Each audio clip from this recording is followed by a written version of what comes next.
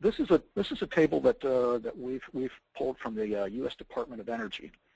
This is the Department of Energy's recommendations for a steam trap maintenance checklist. I think this is a very, very good table to use as a benchmark.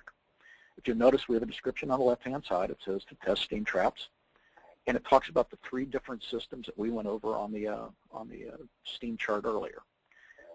In a high-pressure steam trap situation, which obviously you're going to have more mass or more pounds per hour of steam going through the system, you're looking at a 250 psig or more system.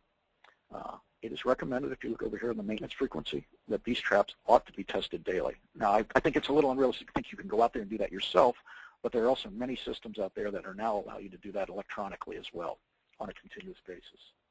They also recommend that a medium pressure traps, 30 to 250 psig, you need to look at those on a weekly basis.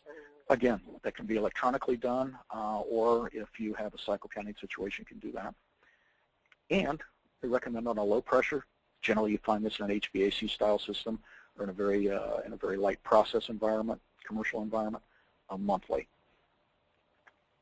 Repair or replace the traps. It's important that you follow through. After you test it, if you repair or replace those traps, you will reap the benefits of the cost savings. Cost and savings.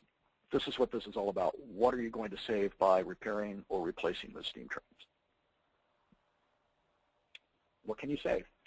In a plant, for a good example, with the value of steam at $10 per 1,000 pounds, and again, this is a Department of Energy number. We didn't just pull this out of the air. This is a common number used when evaluating the steam system. So basically $10 each equals 1,000 pounds of steam. An inspection program indicates that a trap on 150 pound per hour, 150 psi steam system is stuck open. The orifice would be approximately an 1/8-inch orifice. That's dependent upon the sizing for a main drip. Our table down below is showing that an estimated steam loss of around 76 pounds per hour would be incurred if you were to not repair or replace that trap. So your annual savings equaling a 75.8 pound per hour times about 8,700 hours a year or thereabouts. That's pretty much a national average of running a plant. At $10 a 1,000 pounds, one steam trap, and this would be very typical of a 1/2-inch steam trap on a main drip, would be about $6,640 a year. And that $10 a 1,000 is a relatively conservative estimate. This is a very standard chart you'll find. This is published by the Department of Energy and many of the steam trap manufacturers. This will tell you what a leaking steam trap will let through the valve or through the trap if it is blowing completely through. Standard on the left-hand side, you'll see the orifice diameters in inches. You'll see the steam pressures that are depicted on the right, and that is telling you the pounds per hour of steam that will pass through that trap if it's failed in an open position. In your worst-case scenario, a 3/8-inch orifice on an example of a 150 psig steam system will be passing around 682 pounds per hour of steam should that fail in the open position.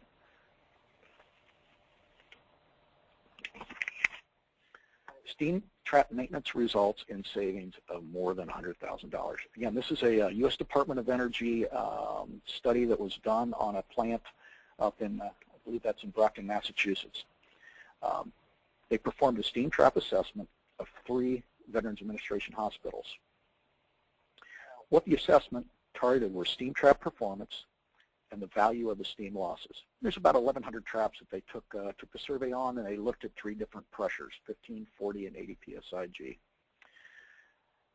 The malfunctioning traps were designated for either repair, replacement. This included in this assessment was a training program on steam trap testing. And again, we talked about the three different styles of trap testing. The cost of the initial steam trap audit was approximately $25,000. That would be the labor to come out and do it on these 3 facilities. The estimated energy savings totaled over $100,000. The estimate was $104,000. The cost of repair and replacement of the traps was approximately $10,000.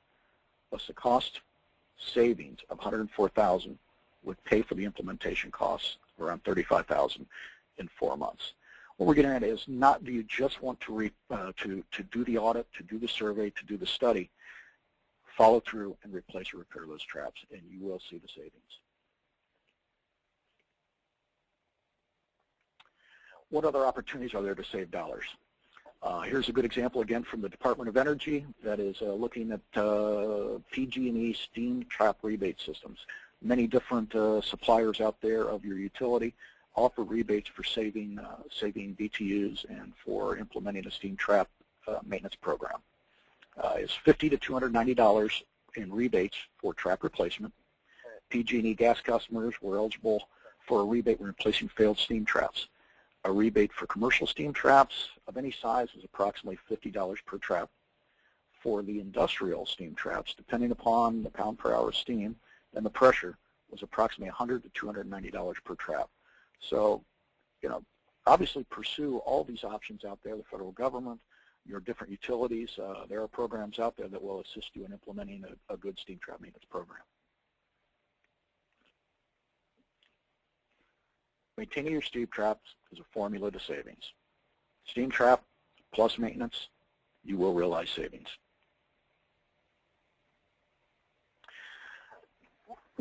I want to thank you very much for attending our seminar today. This is the second in a series of 3 seminars that we're putting on. We would like to invite you to join us for our next seminar on December 1st, which is Gaining Energy Efficiency via Automated Valves. What we're looking at here is our web page. We would encourage you to order our source book online. We have also available a hard copy catalog that, as you've seen in the pages that we have referenced earlier, all of these are available through our website.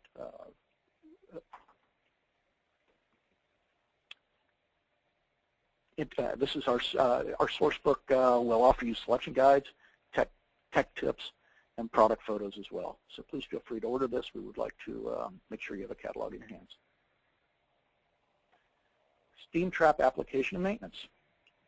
Just want to end this by saying there's some key things to remember. Select the right trap for application. Select the right size trap. Monitor and maintain your trap population to save money. And please feel free to call Industrial Controls to make the right selection for all your steam process requirements.